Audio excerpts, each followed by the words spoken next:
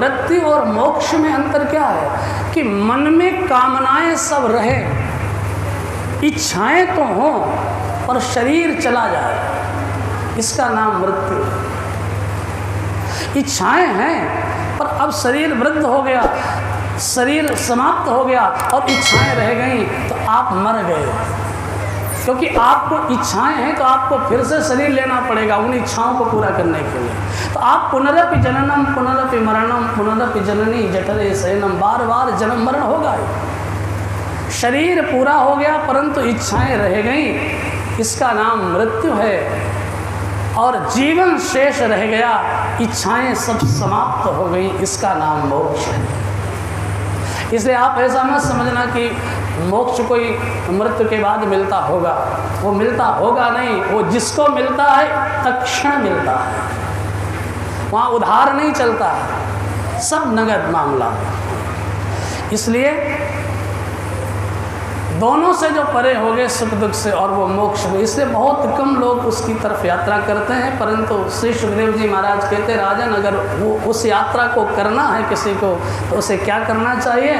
तब उन्होंने 3 बातें याद दिलाई, मनुष्यत्वम मुमुक्षुत्वम महापुरुष संश्रयः। 3 बातें याद रखे राजन।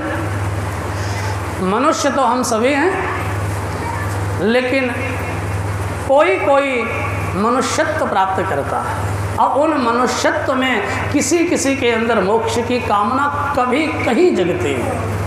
इसलिए आपने देखा होगा कि दुनिया में विद्यार्थी बहुत हैं, स्कूल में, कॉलेज में, विश्वविद्यालयों में विद्यार्थी तो बहुत हैं, लेकिन शिष्य कभी कभी कोई पैदा होता है, शिष्य सब नहीं होते। विद्यार्थी और अध्यापक का जो संबंध है वो बुद्धि से बुद्धि का संबंध है। विद्यार्थी का अर्थ आप जानते कितना है, उसका अध्यापक से कितना संबंध है कि अध्यापक की खोपड़ी में जो भरा है उसकी बुद्धि से विद्यार्थी अपनी बुद्धि में ट्रांसफ़र कर रहा है, बस इतना ही रिश्ता है। इसलिए अध्यापक और विद्यार्थी का जो रिश्ता है वो केवल बुद्धि से बुद्धि का नाता है, लेकिन गुरु और शिष्य का जो नाता है वो आत्मा से आत्मा का नाता है।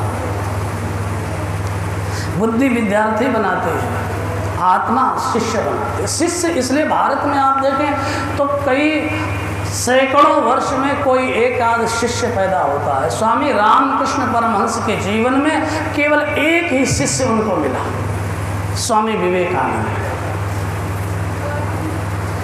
कोई समर्थ गुरु तो ऐसे ही चले जाते हैं, कोई मिल ही नहीं पाता उनको। कभी कभी किसी श्रेष्ठ सदगुरु को कोई एक आध शिष्य मिलता है, बाकी तो विद्यार्थी बहुत भरे पड़े हैं।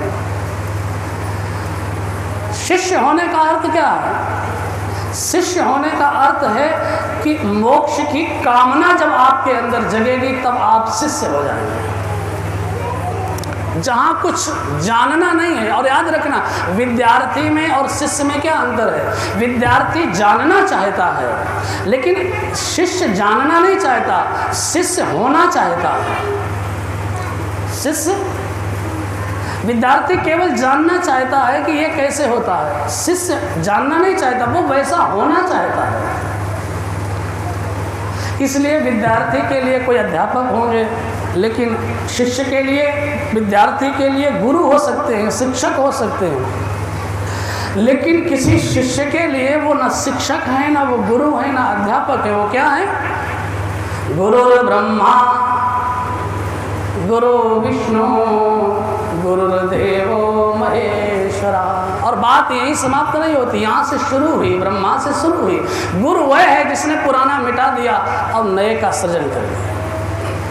और वो केवल इतना ही नहीं करता, जो नया सृजन किया है तुम्हारे अंदर उसको जीवित भी रखता है, अर्थात वो विष्णु है। और जो पुराना था उसको संहार कर दिया, इसलिए भगवान शिव है। लेकिन जब शिष्य की अंतिम अवस्था में शिष्य पहुंचता है तो वो कहता है गुरु साक्षात परब्रह्म तस्मै श्री गुरवे। मनुष्यत्व, जब हमारे अंदर मनुष्यता आएगी उसके बाद मोक्ष की जिज्ञासा पैदा होगी, तब हम किसी के शिष्य बनेंगे। और जब शिष्य बनेंगे तो तीसरी बात महापुरुष संश्रया, पर महापुरुषों का संग